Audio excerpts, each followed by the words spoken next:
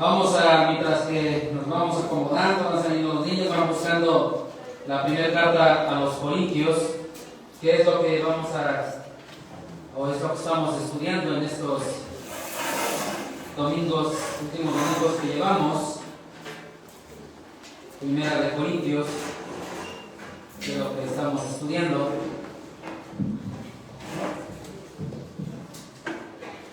El domingo pasado vimos que en la iglesia de Corinto había divisiones y había contiendas. Y estas divisiones y contiendas eran a causa de que se formaron ciertos grupos a favor de diferentes personas. También habíamos dicho que estas personas por las cuales se formaron los grupos no lo buscaron, no lo provocaron. La congregación es la que hizo estos grupos. Entonces fue necesario una exhortación, en este caso por parte del apóstol Pablo, para que todos habléis una misma cosa, a estar unidos perfectamente en una misma mente y en un mismo parecer. Es lo que estudiamos el domingo pasado, y de esta manera llegamos al versículo 17 de 1 de Corintios capítulo 1, que dice: pues no me envió Cristo a bautizar, sino a predicar el Evangelio, no con sabiduría de palabras, para que no se haga vana la cruz de Cristo. Con este versículo terminamos el domingo pasado. Únicamente estoy recordando lo que vimos el domingo pasado. Con este versículo terminamos el domingo pasado, y en el cual notamos la importancia que tiene el predicar con sencillez y no con una sabiduría de palabras, no con elocuencia. Les decía la semana pasada que quien me compartió el Evangelio no sabía leer. De hecho, aprendió a leer de una edad muy avanzada y lo hizo de manera autodidacta por la necesidad de leer la palabra de Dios. Entonces no sabía leer, de una edad ya muy avanzada comienza a querer aprender, y con la Biblia aprendió a leer porque le interesaba leerlo. Entonces pues no lo hizo con sabiduría de palabras como el contexto que vimos el domingo pasado, pero sí lo hizo con un corazón lleno de gozo, lo cual es algo que los inconversos ven en aquel que les está compartiendo el Evangelio, y por consecuencia quieren ser partícipes de ese mismo gozo, quieren participar de lo mismo, y entonces no se necesita sabiduría de palabras, se necesita ese gozo y sencillez de corazón. De quien estoy hablando es de mi suegra, que muchos de ustedes pues la conocieron. Ella lo hizo de manera sencilla, sin tanto elocuencia, sin tanta sabiduría de palabras como lo vimos. En aquel entonces pues no dominaba ni la lectura de la palabra de Dios, ¿no? Entonces esto da muestra de que tenemos que hacerlo con sencillez de corazón, ¿no? Debemos de cuidar la manera en la cual compartimos el Evangelio. Si lo hacemos con sabiduría de palabras, con mucha elocuencia, tal vez estemos haciendo vana la cruz de Cristo, como lo dice el versículo 17. Porque cuanto mayor es la atención que se presta a la forma, tanto menor es la que se presta al mensaje. Y el mensaje es la parte primordial en el momento de compartir el Evangelio. Y si esto sucede, estamos haciendo vana la cruz de Cristo. La cruz de Cristo es el mensaje primordial en el Evangelio. La cruz de Cristo. Razón por la cual tomamos como introducción el versículo 17 para la predicación, para el sermón del día de hoy, que lo tenemos en 1 de Corintios, capítulo 1, versículos del 18 al 31, al cual voy a dar lectura. Así que si lo buscan, para que me sigan ahí en silencio con la lectura también. A veces me equivoco a leer, entonces pues si ustedes lo van haciendo, que mejor, ¿no? Dice la palabra de Dios: porque la palabra de la cruz es locura a los que se pierden, pero a los que se salvan, esto es, a nosotros, es poder de Dios. Pues está escrito: destruiré la sabiduría de los sabios y desecharé el entendimiento de los entendidos. ¿Dónde está el sabio? ¿Dónde está el escriba? ¿Dónde está el disputador de este siglo? ¿No ha enloquecido Dios la sabiduría del mundo? Pues ya que en la sabiduría de Dios el mundo no conoció a Dios mediante la sabiduría, agradó a Dios salvar a los creyentes por la locura de la predicación. Porque los judíos piden señales y los griegos buscan sabiduría, pero nosotros predicamos a Cristo crucificado, para los judíos ciertamente tropezadero y para los gentiles locura, mas para los llamados, así judíos como griegos, Cristo poder de Dios y sabiduría de Dios. Porque lo insensato de Dios es más sabio que los hombres, y lo débil de Dios es más fuerte que los hombres. Pues mirad, hermanos, vuestra vocación, que no sois muchos sabios según la carne, ni muchos poderosos, ni muchos nobles, sino que lo necio del mundo escogió Dios para avergonzar a los sabios, y lo débil del mundo escogió Dios para avergonzar a lo fuerte. Y lo vil del mundo y lo menospreciado escogió Dios, y lo que no es, para deshacer lo que es, a fin de que nadie se jacte en su presencia. Mas por él estáis vosotros en Cristo Jesús, el cual nos ha sido hecho por Dios sabiduría, justificación, santificación y redención, para que, como está escrito, el que se gloría, gloríese en el Señor. Oremos. Padre Santo, en esta tarde te damos gracias una vez más, que nos permites y nos das la oportunidad de acercarnos a tu palabra, Padre. Te rogamos nos des un corazón dispuesto, un oído abierto, Padre Santo, para recibir el mensaje que tienes preparado para cada uno de nosotros en esta tarde, Padre. Ponemos en tus manos este tiempo en el nombre de Cristo Jesús. Amén. Entonces, lo que tenemos en el pasaje ya leído es el desarrollo o la explicación del versículo 17, que es nuestra introducción. Todo lo que tenemos del 18 en adelante es la explicación del versículo 17. Y sabemos muy bien esto porque el versículo 18 inicia diciendo: porque la palabra de la cruz. Empieza a explicar lo que se había dicho en el 17. Y vamos a dividir este pasaje en tres partes. La primera parte es la reacción de los hombres ante el mensaje de la cruz. La reacción de los hombres ante el mensaje de la cruz. Dice el versículo 18: porque la palabra de la cruz es locura a los que se pierden, pero a los que se salvan, esto es, a nosotros, es poder de Dios. Es muy importante rescatar que la sabiduría de palabras es de origen humano, y la palabra de la cruz, que se menciona aquí, es de origen divino.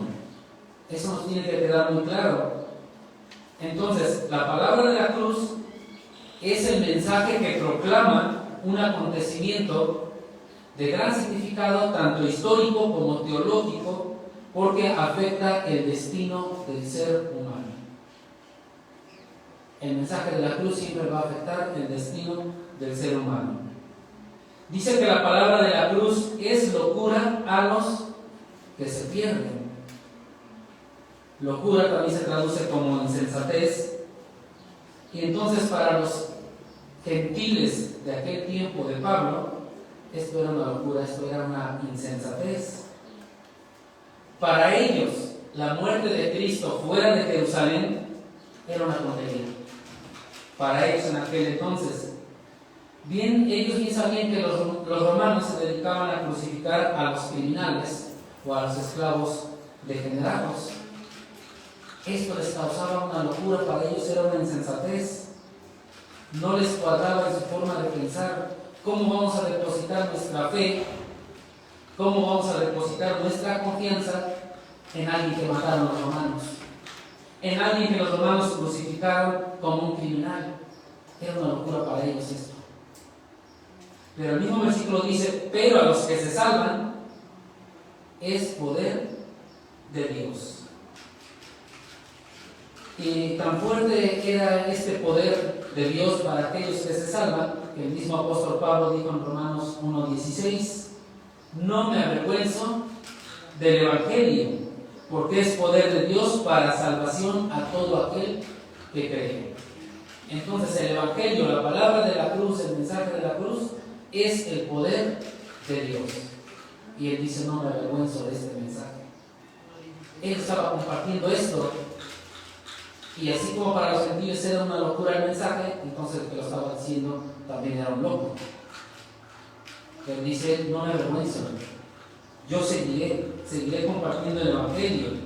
Y esto es lo mismo que nosotros debemos de sentir, que el Evangelio es poder de Dios, porque dice que esto es a nosotros, es poder de Dios.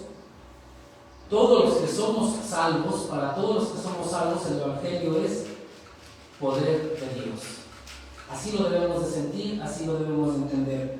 Entonces, como hijos de Dios, como salvos, como creyentes, hemos entendido el Evangelio. Y si no hemos entendido el Evangelio, pues hemos comenzado a profundizar la palabra de Dios y comenzamos a entender cada vez más el Evangelio. Si esto es así, nuestro deseo debe de ser proclamarlo en todo momento. En todo momento. Como creyentes, este debe de ser nuestro deseo. Tanto de manera individual como de manera colectiva, debe de ser nuestro deseo proclamar el Evangelio. Es importante que reflexionemos y pensemos de manera personal qué tanto lo hago. Si comparto el Evangelio, si lo predico o no lo hago. De manera colectiva como congregación, ¿lo hacemos o no lo hacemos?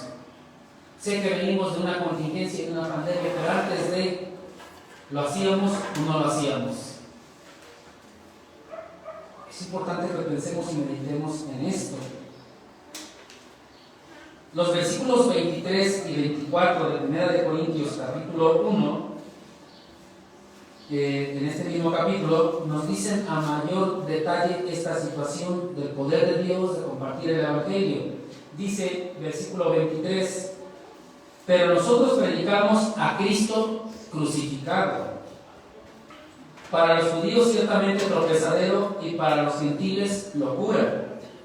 24, mas para los llamados, así judíos como griegos, Cristo poder de Dios y sabiduría de Dios. Para los judíos ciertamente tropezadero. Dice que ellos siempre pedían señales. Aquí en el mismo capítulo, versículo 22 nos lo dice, porque los judíos piden señales. Mateo 12:38 nos lo reafirma, como los judíos siempre estaban pidiendo señales. ¿Qué tipo de señales pedían? Como las que hacía Moisés en el Antiguo Testamento, para que ellos pudieran creer en el Mesías. Entonces, un Mesías colgado en un madero, crucificado en un madero, era para ellos una ofensa imperdonable. No les cuadraba con los judíos. Ellos esperaban a un Mesías glorioso, triunfante ante sus enemigos, con poder, tal vez hasta con armas, para poder derrocar el gobierno romano. Esto los hacía tropezar. Por eso dice que para ellos ciertamente tropezadero. No les checaba, no les cuadraba. Pero dice que para los gentiles, locura. Para los judíos tropezadero, para los gentiles, locura. Dentro de los gentiles en aquel entonces estaban los griegos y los romanos, para quienes la cruz era una insensatez. Tampoco les cuadraba, era una locura. Ya que para ellos un Dios, en su cultura de ellos, un Dios se imaginaban y eran como los dioses del Olimpo, que descendían a este mundo para gozar de la abundancia de los placeres viciosos de los humanos. Esa era su idea que ellos tenían. Ellos no venían a este mundo para sufrir. O sea, un Dios que era para gozar y venían para gozar. Entonces no les cuadraba a ellos al escuchar hablar de un gran Dios que sacrificó a su único hijo para salvar a los hombres perdidos. Les causaba una locura. ¿Cómo que vino a sufrir? ¿Cómo que vino a sacrificarse? Para ellos se preguntaban, ¿cómo puede haber un Dios con un amor tan abnegado para sacrificar a su propio hijo, a su único hijo, para salvar a esa bola de perdidos y pecadores? No, o sea, no. Para ellos no les cuadraba con su idea que ellos tenían de un Dios. ¿Cómo un Dios tan sabio y poderoso del que se venía hablando podía llegar a hacer esto? Normalmente, un rey, un Dios, le heredaba el trono a su hijo, ¿no? Y cómo éste lo viene a sacrificar. Eran sus pensamientos, eran sus ideas que ellos tenían, y esto les causaba una locura. ¿Cómo buscar la salvación en uno que no pudo salvarse a sí mismo? Si debería ser Dios, bájate de la cruz, ¿no? Pues para ellos no pudo salvarse. ¿Cómo iban a buscar la salvación en esta persona? Entonces ellos en su sabiduría así lo pensaban y les causaba una locura en su mente. Por eso dice que para los gentiles era una locura. Y terminaron despreciando a quienes podía dar la vida eterna. Para los judíos es tropezadero y para los gentiles era una locura. No les cuadraba, no les checaba. Pero ese era el mensaje de la cruz. Y el mismo versículo dice más: para los llamados, Cristo, poder de Dios y sabiduría de Dios, que es el tema que nos ocupa el día de hoy. Para aquellos que toman nota y me dijeron, ¿cuál va a ser el tema? ¿Por qué no tomé nota? Cristo, poder y sabiduría de Dios. Entonces, los llamados son todos los elegidos para salvación desde antes de la fundación del mundo. Ellos son los llamados, todos los predestinados que habían sido elegidos por Dios. El mensaje de la cruz, que es el Evangelio, pone de manifiesto en Cristo el poder de Dios, y este poder de Dios es para cambiar la vida de las personas. Si no hay cambio en tu vida, entonces piénsale, porque no sé dónde está el poder de Dios. El poder de Dios es para cambiar la vida de las personas, pero también pone de manifiesto la sabiduría de Dios. Por eso dice que Cristo es el poder de Dios y la sabiduría de Dios. Porque por medio de Cristo, por medio de ese poder, es que cambian las personas. Pero también es sabiduría, Cristo es la sabiduría de Dios, porque por medio de Cristo se ha llevado a cabo un plan de salvación, un plan de redención tan asombroso que por Él, es decir, por Cristo, el hombre pecador es constituido justo. Ese es el gran plan, esa es la gran sabiduría. Siendo así que el Santísimo Hijo de Dios es condenado en nuestro lugar. El Santo es condenado en nuestro lugar. Ahí está la sabiduría de Dios manifestada en Cristo. Está ahí manifestada. Digo, humanamente, ¿a quién se le podría haber ocurrido una idea así? Si son pecadores, que mueran. Eso se merece. Y nada más. Porque la paga del pecado es muerte. ¿A quién se le había ocurrido una cosa así? ¿A los sabios de Grecia? ¿A los romanos? ¿A los judíos?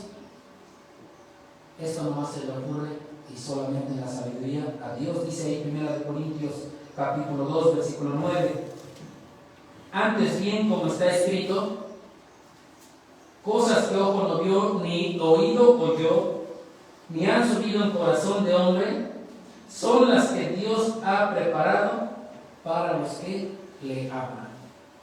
Ahí está la sabiduría de Dios. Él planeó todo esto. En su sabiduría, en su soberanía, Él hizo el plan perfecto. A partir de esto, algo que nos debe de quedar muy claro es que de la reacción de los hombres ante el mensaje de la cruz depende su destino eterno, el cual puede ser perdición o puede ser salvación. Eso depende de quien quiera tomarlo o quiera negarlo. Nuestra obligación como creyentes es dar a conocer ese mensaje de la cruz. Por eso ya nos dijeron que el día 28 nos van a dar un taller para ver cómo lo hacemos y que realmente estemos dando la información correcta y no estemos diciendo cosas que a lo mejor no van de acuerdo a la Biblia, que suenan muy bien y que nos parecen correctas, pero tal vez no están en la Biblia. Esto nos debe de quedar muy claro. Del mensaje de la cruz depende el destino del ser humano. Como creyentes nos corresponde compartir el Evangelio correctamente, y si hay alguien que no es creyente, le corresponde tomar una decisión en la cual el Espíritu Santo estará obrando. Amén. Parte número 2, el triunfo de la cruz sobre la sabiduría humana. El triunfo de la cruz sobre la sabiduría humana lo tenemos en 1 Corintios 1:19. No se les olvide que el capítulo 1 es nuestro pasaje, para que no lo pierdan. Dice así: pues está escrito, destruiré la sabiduría de los sabios y desecharé el entendimiento de los entendidos. Este es un pasaje que está tomado de Isaías capítulo 29, versículo 14. De ahí lo retomó el autor. Y el contexto en Isaías 29:14 es que el pueblo solamente honra a Dios con sus labios. Si alguien va a Isaías 29:14 y empieza a leer desde el 12 al 13, va a leer este contexto. Entonces, el pueblo solamente honra a Dios con sus labios, pero su corazón está muy lejos de Dios. Y por lo tanto, lo que hace Dios es anular la sabiduría de aquellos sabiondos y desvanece toda inteligencia humana. Dios siempre se va a oponer a la sabiduría que se origina en un corazón apartado del servicio a Dios. Y aquí debemos de tener mucho cuidado, porque hay gente, por profundizar en las Escrituras o estudiar la palabra de Dios, no estoy diciendo que sean creyentes, nomás que hay gente que por estudiar la palabra de Dios ha adquirido gran sabiduría y nos puede hablar muy bien y nos puede convencer, pero Dios va a rechazar toda sabiduría que se origina en un corazón apartado del servicio de Dios. Porque si no le sirves a Dios, quiere decir que no estás en comunión con Dios y todo lo que estés diciendo es sabiduría humana. Simplemente es elocuencia. Dicha sabiduría no sirve de nada. Y no sirve de nada porque nada más se queda en teoría. En la práctica no hay realidad. Por eso toda sabiduría debe de ser en el servicio al Señor. Si es una sabiduría meramente humana, Santiago capítulo 3 versículo 15 nos habla de esto. Dice que esta sabiduría no es la que desciende de lo alto, sino que es terrenal, animal y diabólica. Entonces, aquel que nos hable con mucha sabiduría, hay que corroborar que lo que nos está diciendo corresponde con lo que está haciendo. Y puede estar infiltrado dentro de las iglesias, y puede hablar muy bien, y puede convencernos, pero si no sirve a Dios ni a la iglesia ni en ningún lado, es simple sabiduría humana. Y Santiago lo habla muy fuerte, ¿no? Animal y diabólica. es algo que tenemos que cuidar, porque nos hablan tan bonito que sí nos convencen, ¿eh? Y si alguien quiere realmente la sabiduría de Dios, haz lo que hace Santiago, haz lo que dice Santiago 1:15. ¿Qué dice Santiago 1:15? ¿Quién lo lee rápidamente, varón? Así que son mis rápidos para buscar los versículos si ya lo tienen. ¿Qué hay que hacer para la sabiduría?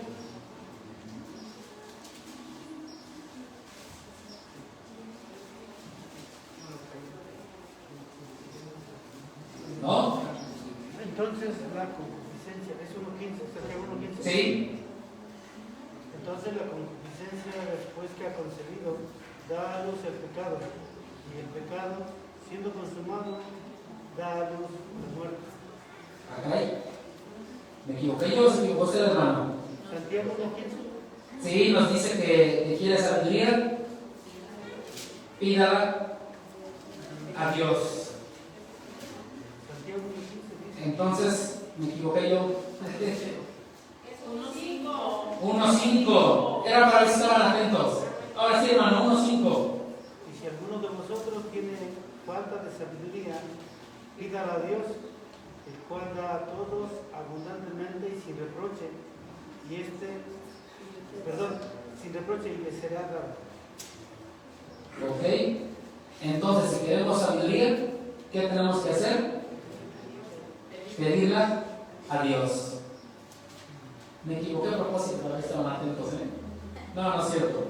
Entonces, tenemos que pedir la sabiduría a Dios.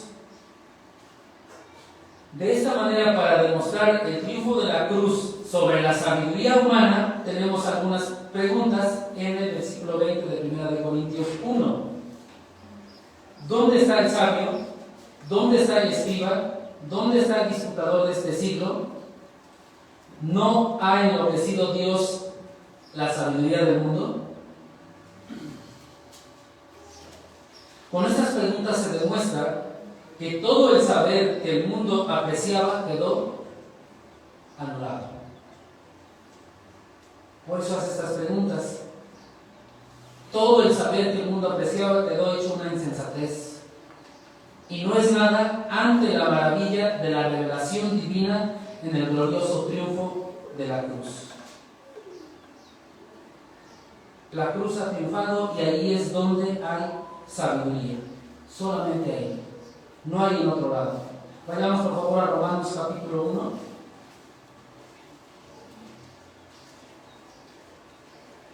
Vamos a ver cómo se nos confirma esto de cómo queda anulada la sabiduría humana por medio de la revelación que Dios hace y que Dios nos da. Dice Romanos capítulo 1, versículo 19 en adelante. Porque lo que de Dios se conoce les es manifiesto, pues Dios se lo manifestó. Porque las cosas invisibles de Él, su eterno poder y deidad, se hacen claramente visibles desde la creación del mundo, siendo entendidas por medio de las cosas hechas, de modo que no tienen excusa. Pues habiendo conocido a Dios, no le glorificaron como a Dios, ni le dieron gracias, sino que se envanecieron en sus razonamientos y su necio corazón fue entenebrecido. Profesando ser sabios, se hicieron necios y cambiaron la gloria del Dios incorruptible en semejanza de imagen de hombre corruptible, de aves, de cuadrúpedos y de reptiles. Por lo cual también Dios los entregó a la inmundicia en la concupiscencia de sus corazones, de modo que deshonraron entre sí sus propios cuerpos. Dios se manifestó con toda su creación. No hay excusa para alguien que diga no conozco a Dios, no sé de Dios. Ahí está todo. Él se reveló. ¿Pero qué dice? Habiendo conocido a Dios, no le glorificaron como a Dios, ni le dieron gracias, sino que se envanecieron en sus propios razonamientos y su necio corazón fue entenebrecido. Entonces, cuando empezamos a pensar y querer tener una sabiduría de palabras y una gran elocuencia, ahí es donde se viene el problema. Y a estas preguntas del versículo 20 tenemos la respuesta en el versículo 21. Regresamos a 1 Corintios 1:21.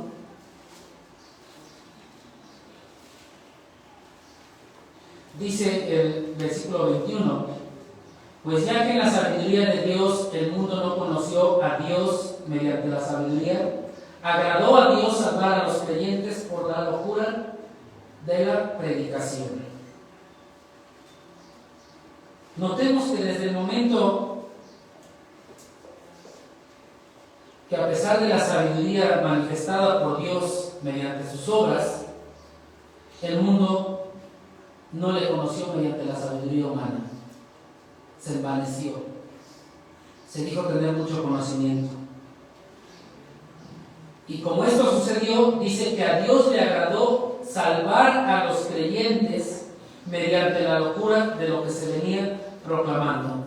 Esto es el mensaje de la cruz. Esa locura que para los gentiles no coincidía lo que venían escuchando, por medio de esa locura, dice que a Dios le agradó salvar a los creyentes. ¿Qué era el mensaje de la cruz? El Evangelio, tal cual. Entonces, Dios salvó al mundo por medio de lo que el mundo tenía por locura o por insensatez, que era el mensaje de la cruz de Cristo. Era una locura, una insensatez, lo que se proclamaba para ellos. Para los sabios de este mundo, ¿cómo podemos vivir por medio de uno que murió? No hay lógica. ¿Cómo podemos vivir por medio de uno que murió? ¿Cómo podemos ser bendecidos por medio de uno que fue hecho maldición en la cruz? ¿Cómo podemos ser justificados por medio de uno que fue hecho pecado por nosotros? Por eso era una locura este mensaje de la cruz. Para ellos era una locura lo que se estaba proclamando, lo que se estaba predicando, lo que estaban escuchando. Entonces no les cuadraba. Pero por medio de esa locura dice que a Dios le agradó salvar a los creyentes. Pero también era una locura, era una insensatez para ellos la forma en que se proclamaba el mensaje de la cruz. ¿Por qué? En aquel entonces, para compartir el mensaje de la cruz, fueron escogidos unos pocos pecadores, iletrados y del vulgo, porque así se les consideraba a los apóstoles. Entonces era una insensatez que aquellos iletrados y del vulgo vinieran a compartir una buena noticia, y más en el mundo griego ante aquellos filósofos como Sócrates. No, esto no puede ser. Además, no tenían recursos económicos para hacer grandes propagandas. No lo tenían. Cuando le dijo a Pedro, sígueme, dice que dejó sus redes. O sea, ya no tuvo ingreso, ya no estuvo trabajando, ¿no? ¿De dónde iba a haber economía para poder hacer una gran campaña evangelística con gran propaganda y poder compartir el evangelio? Tampoco, como eran iletrados, tampoco usaban la oratoria y la elocuencia. No tenían esa habilidad, no tenían la habilidad del discurso. Tampoco eran grandes potentados para usar un recurso con armas y seguir extendiendo. Era difícil que ellos hicieran triunfar su causa. Esto era una insensatez y una locura para los gentiles y para los judíos, ¿no? No cuadraba. Pero dice que a Dios le agradó, por medio de esta locura, salvar a los creyentes, salvar a los pecadores. Es lo que le agradó al Señor. La evidencia de esta locura por medio de la predicación, la evidencia de esta locura por medio de la predicación la tenemos en los versículos 26 al 29. 1 Corintios capítulo 1. Lo voy a leer. Dice así: pues mirad, hermanos, vuestra vocación, que no sois muchos sabios según la carne, ni muchos poderosos, ni muchos nobles, sino que lo necio del mundo escogió Dios para avergonzar a los sabios, y lo débil del mundo escogió Dios para avergonzar a lo fuerte, y lo vil del mundo y lo menospreciado escogió Dios, y lo que no es, para deshacer lo que es, a fin de que nadie se jacte en su presencia. Lo primero que nos dice aquí el apóstol es: mirad vuestro llamamiento, dice vuestra vocación. Mirad vuestro llamamiento, nuestra vocación. Es decir, lo que éramos antes de recibir a Cristo. Le dice que no éramos sabios, no éramos poderosos, no éramos nobles de la alta sociedad, éramos unos simples seres humanos. Es decir, éramos lo necio del mundo. Éramos lo peor del mundo. Error cuando nos comparamos con los demás y nos sentimos mejor que el otro. Dice que somos lo necio del mundo. Entonces nos invita a pensar que fuimos llamados por medio de la predicación y de la enseñanza del Evangelio.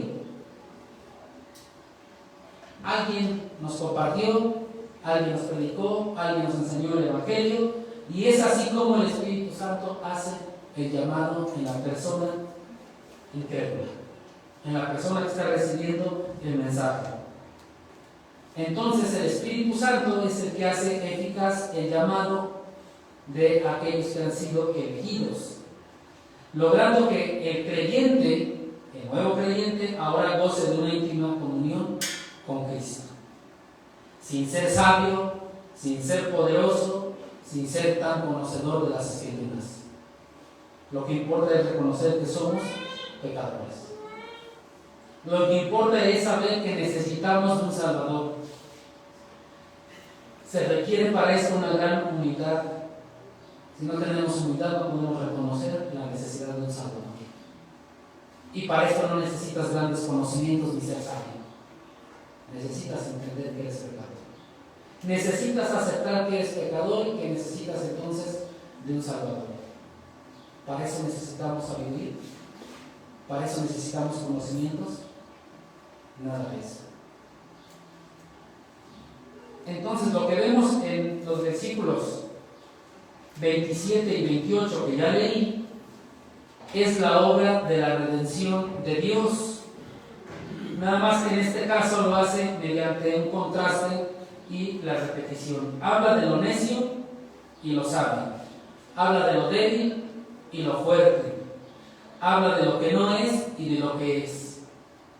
Los contrastes. Y repite lo mismo. Entonces lo que estamos viendo en estos versículos 27 y 28 es la soberanía de Dios en su máximo esplendor.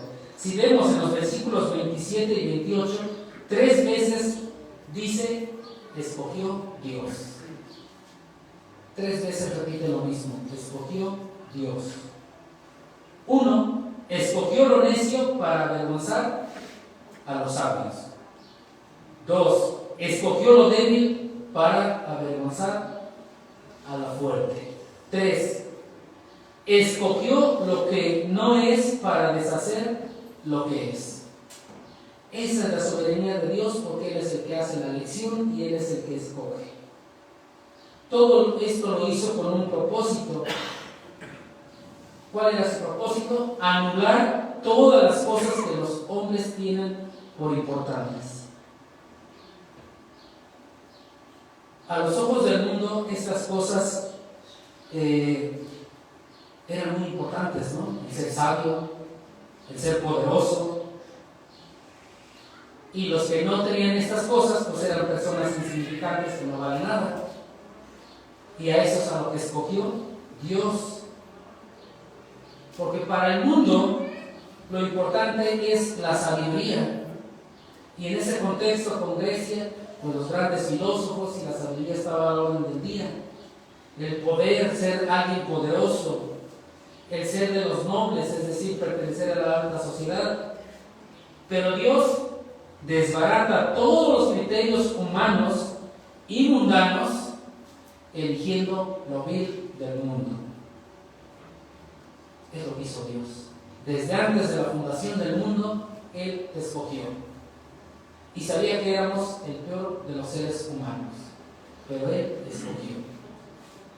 No escogió al sabio, no escogió al poderoso, no escogió al millonario, no escogió al de la más alta sociedad, lo vil del mundo. Y entonces debemos dar gracias a Dios que éramos lo vil del mundo, porque nos escogió. Ahora, ¿con qué finalidad lo hizo? Versículo 29. A fin de que nadie se jacte en su presencia. Es muy sencillo esto.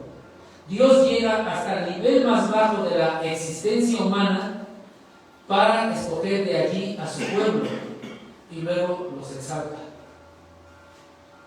De tal manera que nadie puede reclamar el crédito por sí mismo. Nadie puede decir, es que yo pude, es que yo lo hice. Dios quita toda jactancia de su presencia porque ningún hombre, sino solamente Dios, es el que merece la gloria y la alabanza. Nadie más. Por eso lo hizo Dios. Pasamos a la parte número 3, la glorificación de Dios. Versículos 30 y 31.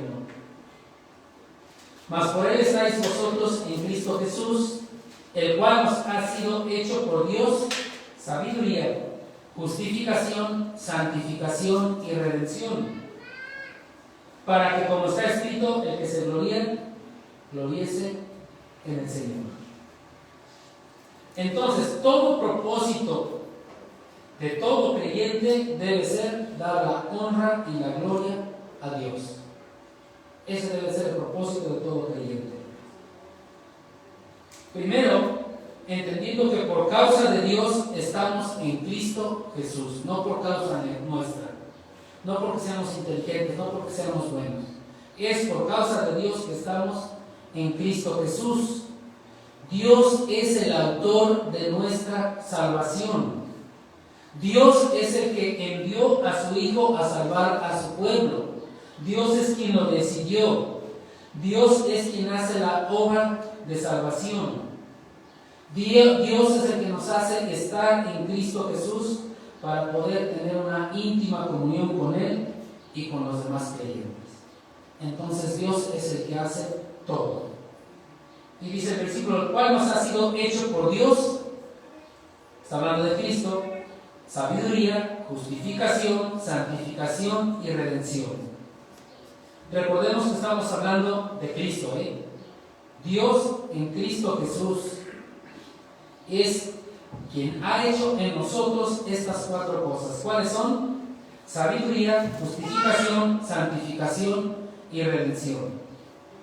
La sabiduría, como debe de ser, tiene su origen en Dios, pero nuestra unión a Él por medio de Cristo nos hace gozar de una sabiduría espiritual para conocer a Dios y apropiarnos de su obra salvadora. Y después de un tiempo como creyentes comenzamos a entender más cosas de la palabra de Dios y queremos conocer más y aprender más y queremos profundizar, y entonces digo, el lunes no me la pierdo porque estamos estudiando los atributos de Dios y quiero saber cada vez más y más, y entonces voy, porque es la sabiduría de Dios imputada en nosotros. Y ahora sí podemos entender lo que dice el versículo 25. Porque lo insensato de Dios es más sabio que los hombres, y lo débil de Dios es más fuerte que los hombres. Pero también dice que nos ha hecho justificación. Recordemos que en Cristo somos declarados justos delante de Dios. Así somos justos delante de Dios. Dice que nos hace aceptos en el amado. Pero solamente Cristo es el que nos justifica. Segunda de Corintios 5:21 nos lo dice, Romanos 10:4 nos dice que Cristo es el que nos justifica. Pero también nos habla de santificación. La santificación, en este caso, porque ya la vez pasada nos explicaron muy bien los 3 tipos de santificación, ¿sí los recordamos? Bueno, pero en este caso santificación es un estado interno que se alcanza a través de la presencia y morada del Espíritu Santo en el creyente. Es decir, la santificación es el resultado o consecuencia de la justificación. Nuestra santificación es el resultado de lo que Dios ha hecho en nuestras vidas por medio de Cristo. Dice que nos hace santos, ¿no? Esa es la santificación. Y tenemos también redención, que es la cuarta cosa que menciona el versículo.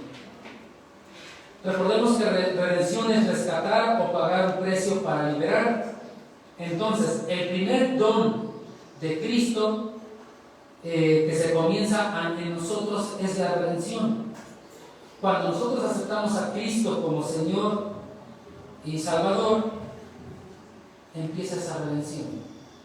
Ha pagado por nosotros, nos ha rescatado, pero al final seremos totalmente redimidos, completados, cuando Cristo venga. Entonces estamos ahorita en ese proceso de redención. Estas cuatro cosas que hace Dios por medio de Cristo Jesús en nosotros. Entonces, todo lo que tenemos y somos espiritualmente hablando, viene de Dios mediante Cristo Jesús. Y todo es por medio de Cristo. Sin Cristo, nada somos. Es decir, Dios es la fuente y Cristo es el canal por el medio que nos llega la bendición, la salvación. Nosotros somos necios, pero Él nos ha hecho sabiduría en Cristo Jesús. Y comenzamos a entender lo que dice la palabra. Nosotros somos culpables, pero dice que Él nos ha hecho justificación en Cristo Jesús. Nos ha justificado y nos hace aceptos del amado. Nosotros somos pecadores, pero Él en Cristo Jesús nos ha hecho santificación y nos hace santos. Y Dios nos ve santos. Nosotros somos cautivados o cautivos bajo las miserias de esta vida, pero dice que Él nos ha hecho redención. Nos ha redimido, nos ha comprado, nos ha rescatado. Por lo tanto, el hombre queda totalmente humillado, pero Dios es exaltado, es honrado, es glorificado. Que esa es la parte final del ser humano. Vemos el versículo 31 que concluye diciendo: el que se gloría, gloríese en el Señor. No hay más que gloriarnos en el Señor, porque Dios nos ha salvado, Dios nos ha redimido, nos ha justificado, nos ha santificado. Quien ha entendido entonces esto que acabamos de leer, desde el 18 al 31, siempre va a dar la honra y la gloria a Dios. Porque hemos entendido todo esto de donde hemos sido rescatados. Más este versículo 30 que nos dice que nos ha hecho en Dios sabiduría, justificación, santificación y redención. Vayamos por favor a Efesios capítulo 1.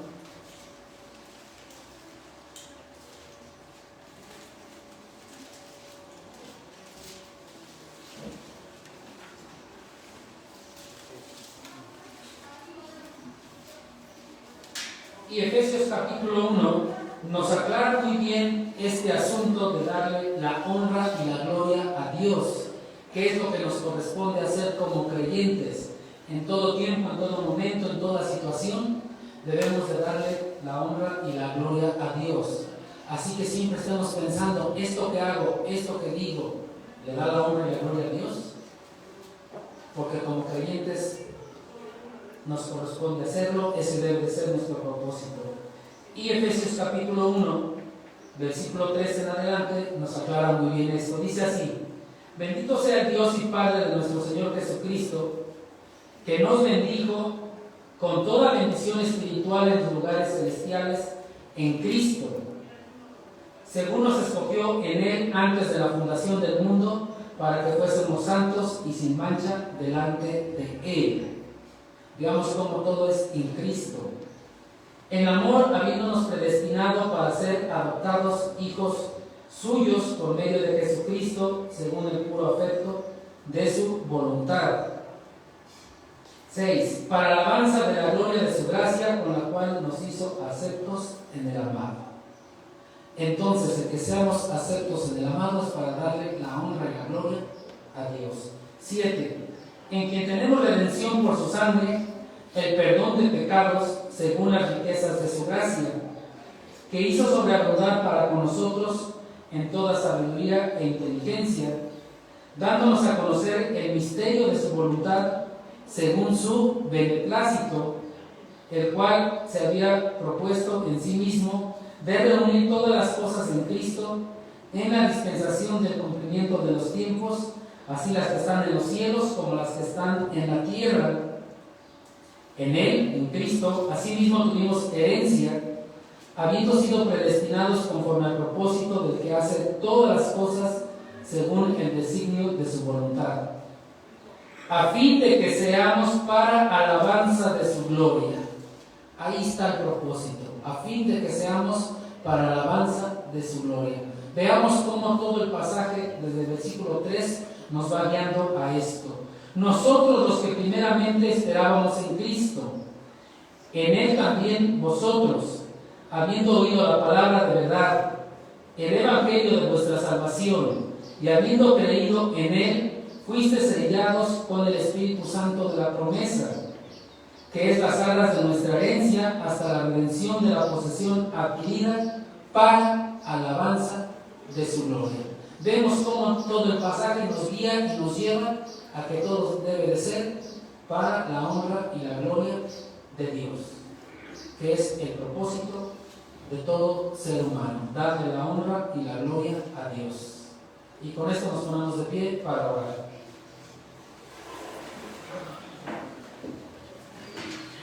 El Padre Santo, en esta tarde te damos gracias una vez más por permitirnos estudiar tu palabra, por permitirnos aprender más acerca de ti, Padre, y te pedimos, te rogamos que tú nos ayudes, Padre bendito, a poder tener ese anhelo, ese deseo de ir y compartir el Evangelio, que lo hagamos con un gozo, con una sencillez de corazón, para que tu nombre sea exaltado, Padre Santo. Que tengamos el cuidado de no hacer vano la cruz de Cristo, de no hacer vano el mensaje de la cruz, de no hacer vano el Evangelio. Que tú nos des la sabiduría, pero esa sabiduría que viene de lo alto, Padre bendito, para poder darte a ti la honra y la gloria, Padre. Ayúdanos a hacerlo con la única finalidad de alabar tu nombre, de adorarte, de honrarte, Padre bendito, y que, Padre, todo lo que hagamos sea para tu honra y para tu gloria, Padre. Te damos gracias en Cristo Jesús. Amén. Muchas gracias, Dios les bendiga.